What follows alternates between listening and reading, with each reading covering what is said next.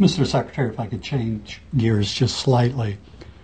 Both the President and you, on a number of occasions, have said that nuclear power has to be part of the solution to climate change.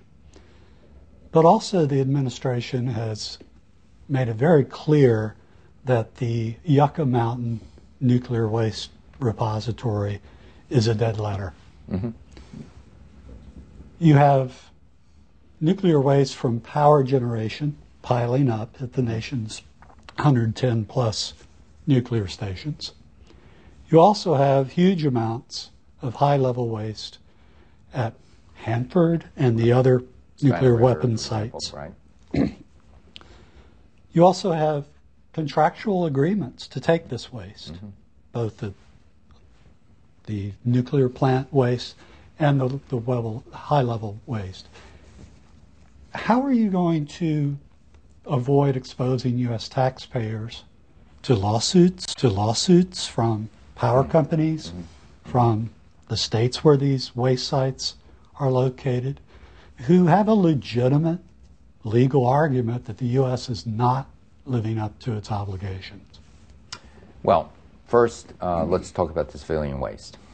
The NRC has said that dry cask storage at current sites is going to be safe. It's not safe for the next year, but for an extended period of time, 50 years, maybe beyond that.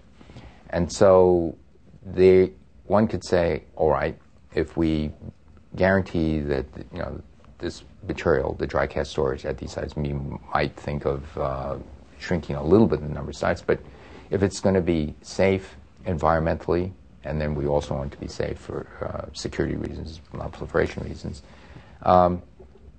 that gives us some time to re-examine thoughtfully how to go forward in a comprehensive way to deal with the waste problem, the low-level, the high-level waste problem. Now, a lot has happened since the Nuclear Waste Act, since Yucca Mountain was picked, both on the technical level, both on Supreme Court rulings, a lot of things.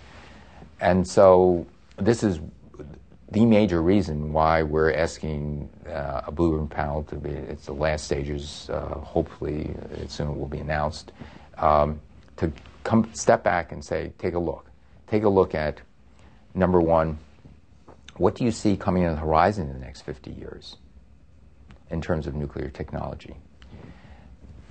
As an example, we have a policy in the United States that started with Jimmy Carter, that you take the fuel, you use it once through recycling, and after that, it's no longer going to be recycled. The trouble with that is that it means you are extracting less than 1% of the energy content of the uranium we've dug out of the ground and refined. Okay? Which means also you're making a lot of waste. Okay? And there's a lot of depleted uranium. Some technologies are coming forward where it's highly conceivable that we can have in a very cost-effective way where you can start taking even the depleted uranium and extracting much more of the energy content. Also that we could, using fast spectrum neutrons, a number of other things to extract more of the energy and to reduce the amount of waste. Not by a factor 2, but maybe a factor 5 or 10, okay? And to reduce the lifetime. All good things. That means what we consider as waste should be considered as, pre-owned, pre-used, and could be cycled. It also would require different categorizations because that would mean you would want storage that then you could cycle back. But eventually, after you've extracted most of the economic content, the energy content of this fuel, then you don't ever want to have access to it again.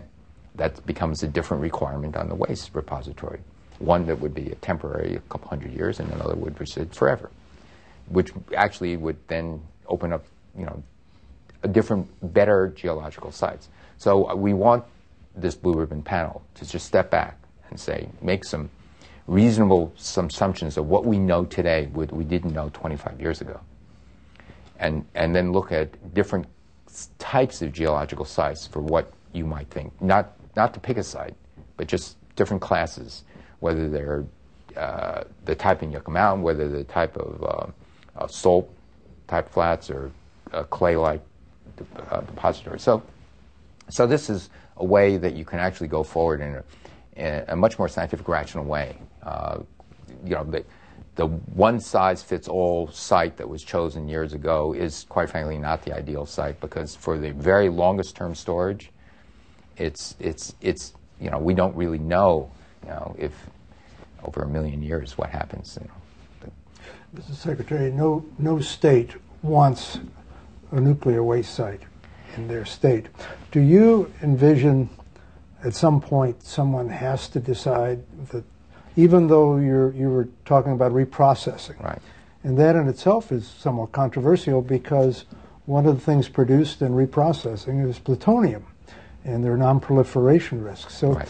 Let me ask you this. Do you feel that reprocessing can develop where it is not a non-proliferation risk with plutonium? And secondly, how do you envision the political battles down the road when somebody's going to have to take whatever waste is left over? Okay, so regard to your first comment that no state wants any radioactive waste, well, I mean, we have a low-level radioactive waste repository in New Mexico called WIPP. The local areas around are very, very happy with this. They were afraid of the transport, things like that, but it's been on exquisitely safety. It's essentially a mining operation where you dig into a salt dome, you put the stuff in there. They're very happy with it. It's actually income generating. The environmental concerns have been eased. It's been done so carefully, so responsibly, that everyone around there is very happy. It's income producing. So I wouldn't even, it's not an automatic that no state will take this.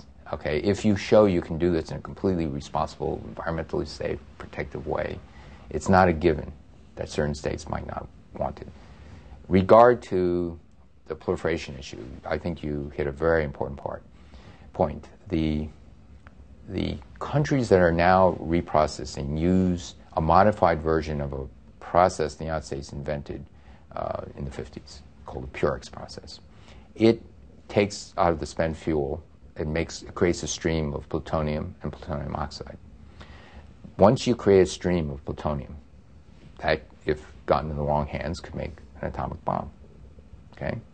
And so what you need to do to make it proliferation resistant is to say that just by hijacking some of this reprocessed material, you can't now have the parts that, so you want to, let's say, as one possibility, you want to dope it with things that are heavy neutron emitters so that before you can actually get an ignition, it just kind of fizzles.